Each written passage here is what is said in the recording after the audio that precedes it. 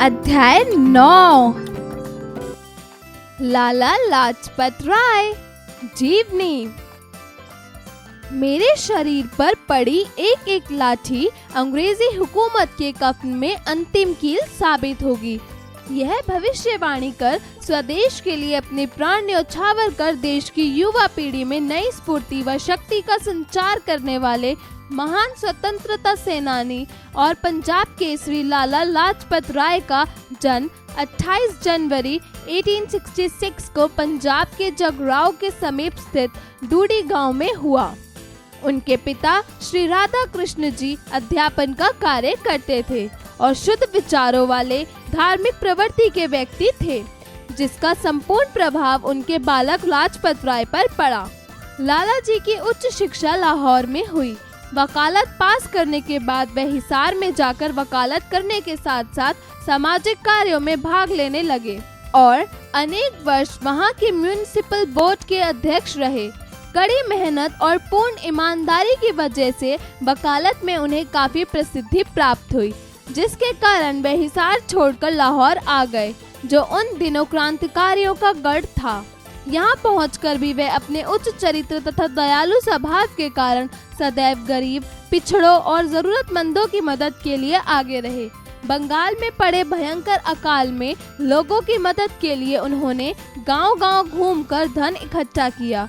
उसके उपरांत देश की आज़ादी के लिए क्रांतिकारी गतिविधियों में भाग लेने लगे, जिसके कारण अंग्रेजों ने उन्हें गिरफ्तार कर मांडले जेल भेज दिया।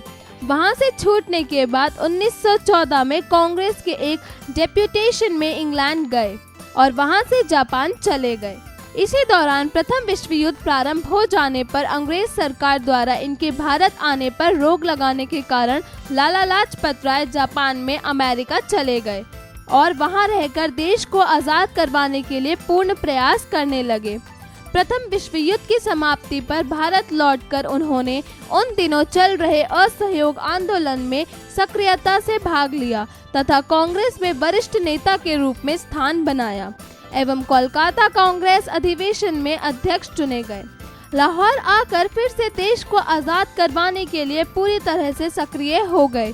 क्रांतिकारी गतिविधियों के साथ साथ युवाओं को शिक्षित करने के लिए अपने पास से 40,000 रुपए देकर अपने मित्र महात्मा हंसराज के सहयोग से लाहौर में दयानंद एंग्लो विश्वविद्यालय की स्थापना की, जहां युवाओं में देश प्यार का जज्बा भरा जाने लगा। लाला जी सदैव ही अंग्रेजों की दमनकारी नीतियों का विरोध बहुत जोश से करते थे और यही कारण था कि 1928 में देशवासियों पर काला कानून लादने की अंग्रेजों की कोशिश का लाहौर में विरोध का 64 वर्षीय लाला जी ने स्वयं नेतृत्व करने का फैसला किया। 30 अक्टूबर के दिन साइमन कमीशन के लाहौर पहुंचने पर लाला जी के नेतृत्व में हजारों देशवासियों ने बहुत बड़ा जुलूस निकाला। स्टेशन पर साइमन कमीशन का साइमन गो बैक के नारों से स्वागत किया, जिससे नाराज होकर पुलिस कप्तान स्कॉट ने लाठीचार्ज का आदेश देकर खुद लाला जी पर लाठियां बरसाई, जिससे वे बुरी तरह से जख्मी हो गए और 17 नवंबर 1928 के दिन देश की आज़ादी के लिए लड़ने वाले इस शूरवीर ने स्वतंत्रता संग्राम रूपी हवन यज्ञ में अपने प्राणों की आहुति डाल दी। इन्हीं जैसे महान क्रांतिकारियों के बलिदानों की बदौलत आज हम आज़ादी के मीठे फल चख रहे हैं।